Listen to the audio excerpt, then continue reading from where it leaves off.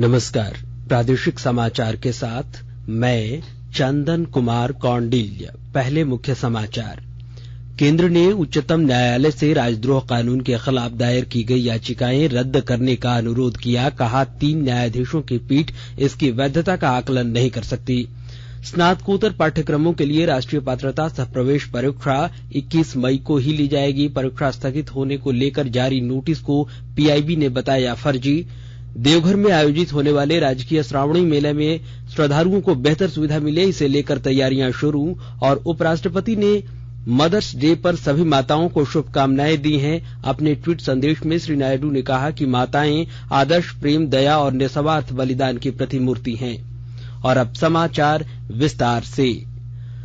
केंद्र ने राजद्रोह कानून को सही ठहराते हुए उच्चतम न्यायालय से इस कानून को चुनौती देने वाली याचिकाओं को खारिज करने का अनुरोध किया है। प्रधान न्यायाधीश एनवी रमन्ना की अध्यक्षता वाली 3 सदस्यों की पीठ राजद्रोह कानून की संवैधानिक वैधता को चुनौती देने वाली याचिकाओं पर सुनवाई कर रही है।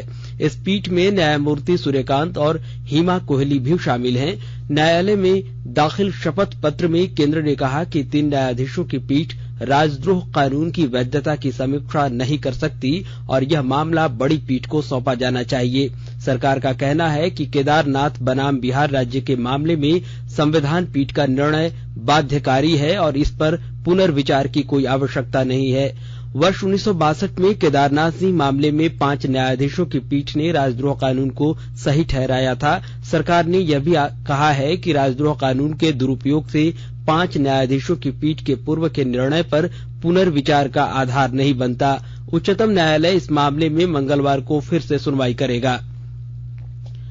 प्रधानमंत्री नरेंद्र मोदी ने हाइब्रिड शिक्षा प्रणाली के महत्व का उल्लेख किया है। उन्होंने स्कूली बच्चों को प्रौद्योगिकी के अत्याधुनिक बोझ से बचाने के लिए नियमित कक्षा तथा ऑनलाइन कक्षा में संतुलन बनाए रखने की आवश्यकता पर बल दिया है। नई दिल्ली में कल श्री मोदी ने नई राष्ट्रीय शिक्षा नीति के कार्यान्वयन की समीक्षा की। बैठक में उन्होंने राष्ट्रीय पाठ्यक्रम स्वरूप तैयार करने की प्रगति से अवगत कराया गया। इस अवसर पर सुझाव दिया गया कि आंगनबाड़ी केंद्रों के डेटाबेस को स्कूलों के डेटाबेस से एकीकृत किया जाना चाहिए। प्रौद्योगिकी की सहायता से स्कूलों में बच्चों के स्वास्थ्य जांच भी होनी चाहिए। प्रधानमंत्री ने सुझाव दिया कि विज्ञान प्रयोगशालाओं वाले माध्यमिक स्कूलों को अपने क्षेत्र के किसानों के साथ संपर्क कर मृदा परीक्षण से जोड़ा जाना चाहिए ताकि मिट्टी की गुणवत्ता के बारे में जागरूकता विकसित की जा सके। शिक्षाविद संत चौधरी ने आकाशवाणी से विशेष बातचीत में कहा कि नई राष्ट्रीय शिक्षा नीति से छात्रों को बहुत लाभ होगा।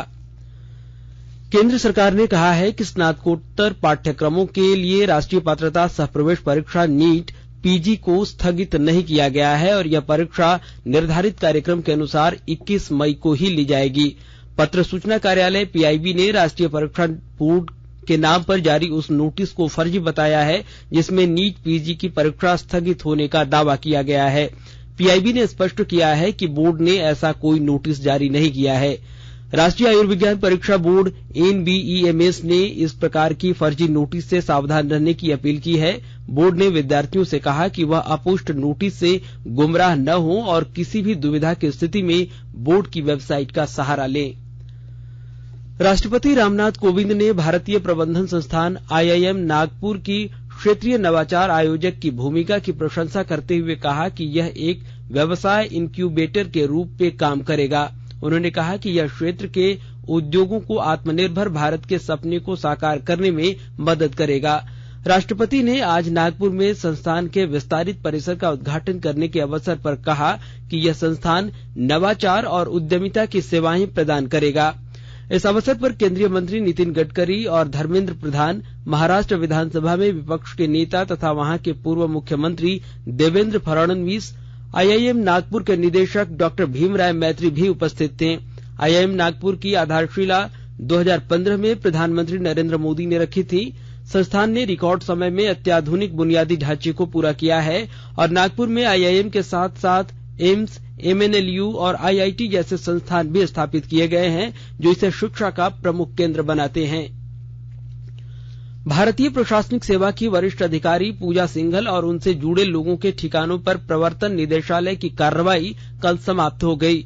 2 दिनों तक चले प्रवर्तन निदेशालय की कार्रवाई में बड़ी मात्रा में नकदी और कई अहम दस्तावेज मिलने के बाद चार्टर्ड अकाउंटेंट सुमन सिंह को गिरफ्तार कर लिया गया है।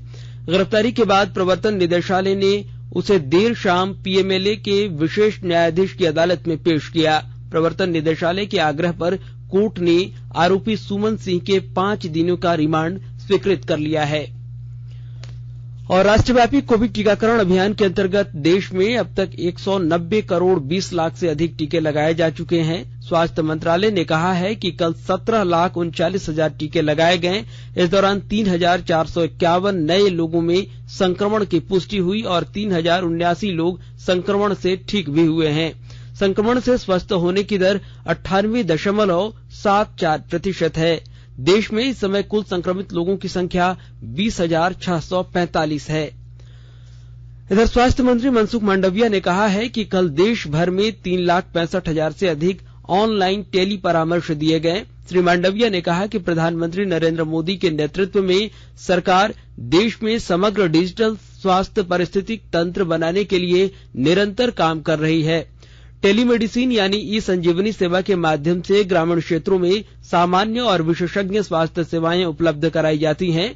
टेलीमेडिसिन सेवा वर्चुअल माध्यम से लाभार्थियों को स्वास्थ्य सेवा केंद्रों, डॉक्टरों और विशेषज्ञ चिकित्सकों से जोड़ती है। और आकाशवाणी के ताजा तरीन समाचारों के लिए आप हमारी वेबसाइट newsonair.com पर लॉग ऑन कर सकते हैं। ताजा समाचार ट्विटर हैंडल @AIRnews_रांची और Facebook page all India radio news पर भी उपलब्ध है। आप प्रादेशिक समाचार एकांश के ट्विटर हैंडल @AIRnews_रांची और फेसबुक पेज और इंस्टाग्राम पेज तथा YouTube channel AIR news Ranchi पर भी हमारे बुलेटिन सुन सकते हैं। प्रादेशिक समाचार आप आकाशवाणी रांची से सुन रहे हैं और अब पेश है कोरोना से बचाव के कुछ संदेश। कोविड-19 से बचाव और सुरक्षित रहने के 3 उपाय। मास्क लगाएं, 2 गज दूरी है जरूरी, सुरक्षित दूरी रखें, हाथ और मुंह साफ रखें।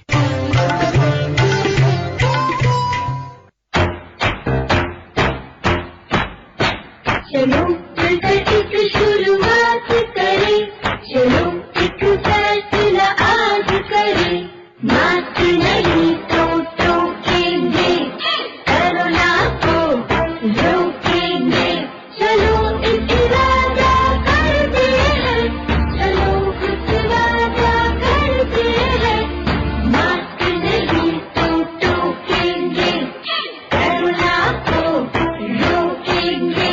भारत सरकार द्वारा जनहित में जारी। प्रादेशिक समाचार में आपका एक बार फिर से स्वागत है। देवघर के राजकीय श्रावणी मेले की तैयारियों को लेकर बैठक कर समीक्षा की जा रही है। हर विभाग के मुख्यालय से मांगे गए आवंटन और उनके प्राक्कलन की भी समीक्षा की जा रही है। उपायुक्त मंजूनाथ भजंत्री ने संबंधित विभाग के अधिकारियों को आपसी सहयोग और श्रद्धालुओं की सुविधा अनुरूप कार्य करने का निर्देश दिया है। अधिकारियों से कहा गया है कि वह श्रद्धालुओं के लिए अपने अपने विभाग द्वारा की जाने वाली व्यवस्थाओं को पिछले वर्ष की अपेक्षा और भी बेहतर बनाने का प्रयास करें।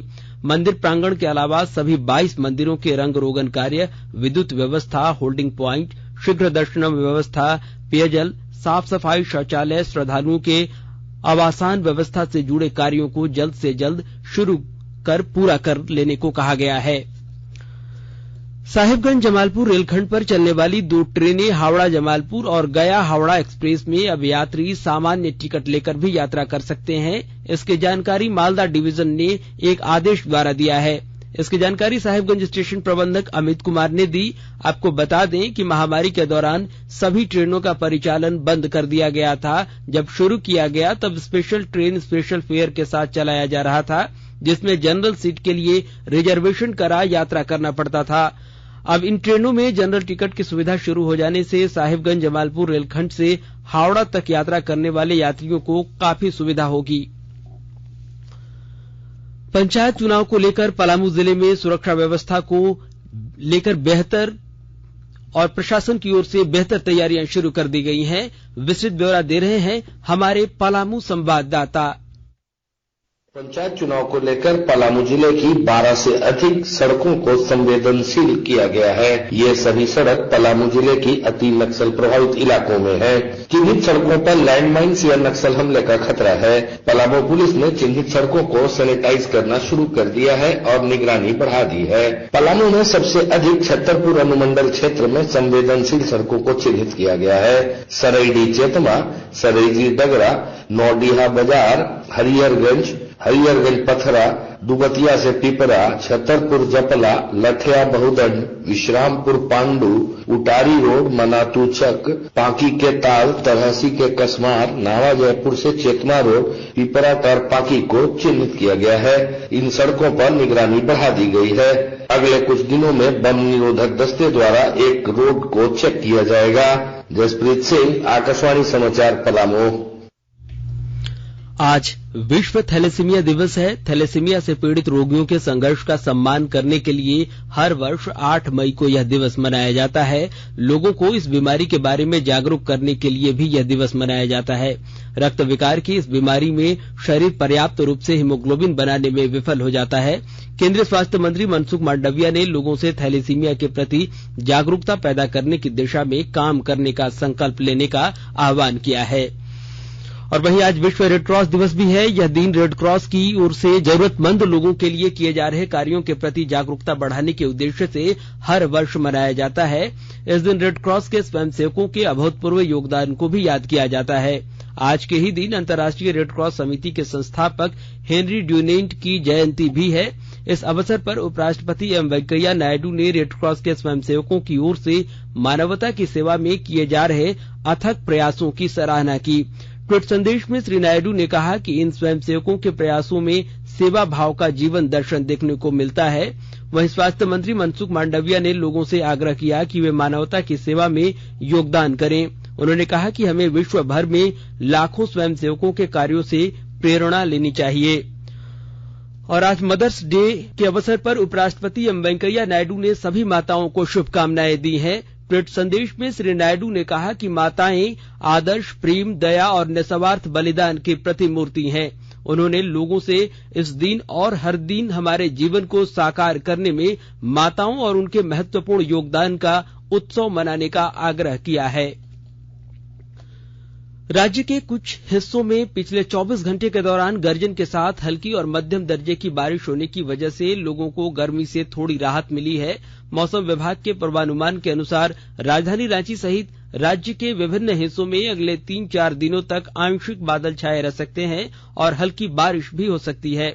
इसका असर पूर्वी सिंहभूम, पश्चिमी सिंहभूम, सिमडेगा, सरायकेला खरसावां, देवघर, धनबाद, दुमका, गिरिडीह, गोड्डा, जामताड़ा, पाकुड़ और साहेबगंज में पड़ेगा।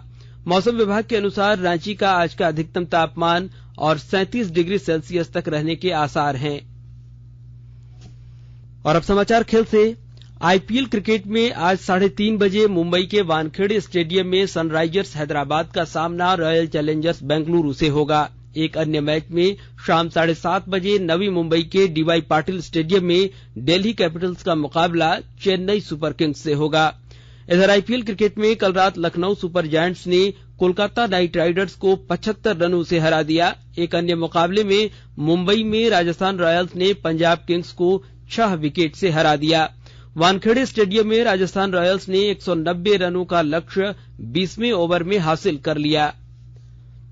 और अंत में मुख्य समाचार एक बार फिर। केंद्र ने उच्चतम न्यायालय से राजद्रोह कानून के खिलाफ दायर की गई याचिकाएं रद्द करने का अनुरोध किया। कहा 3 न्यायाधीशों की पीठ इसकी वैधता का आकलन नहीं कर सकती। स्नातकोत्तर पाठ्यक्रमों के लिए राष्ट्रीय पात्रता सह प्रवेश परीक्षा 21 मई को ही ली जाएगी। परीक्षा स्थगित होने को लेकर जारी नोटिस को पीआईबी ने बताया फर्जी। देवघर में आयोजित होने वाले राजकीय श्रावणी मेले में श्रद्धालुओं को बेहतर सुविधा मिले, इसे लेकर तैयारियां शुरू। और उपराष्ट्रपति ने मदर्स डे पर सभी माताओं को शुभकामनाएं दी हैं। अपने ट्वीट संदेश में श्री नायडू ने कहा कि माताएं आदर्श, प्रेम, दया और निस्वार्थ बलिदान की प्रतिमूर्ति हैं। और इसके साथ ही आकाशवाणी रांची से प्रादेशिक समाचार का यह बुलेटिन समाप्त हुआ। नमस्कार।